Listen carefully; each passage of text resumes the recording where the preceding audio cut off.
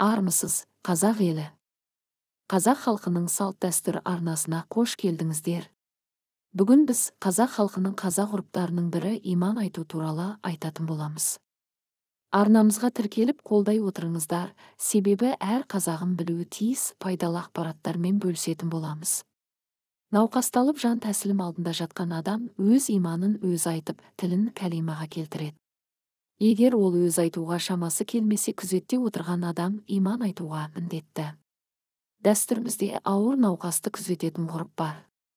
Күзету деп беті бері қарамайтын науқастың жанында жанашыр адамы, туысы, молда отырып, оның ақырғы сәтін күтуді айтады. Ауру өте әлсіреген кезде молда дем салып отырады. Мұндай жағдайда науқас жақындарымен арыздасып кешуді сұрап, өсиетін айтады. Иманын өз айтып, кәлимға тілін келтіруге шамасы келмей көз жұмған адамға да кеңшілік бар. Бұрын иманын айталмай немесе айтылмай өлгендерді халық арам өліпті немесе имансыз өліпті деген. Адамның жан тәсілім етер шағын соңғы демін ант мезгіл деп атайды.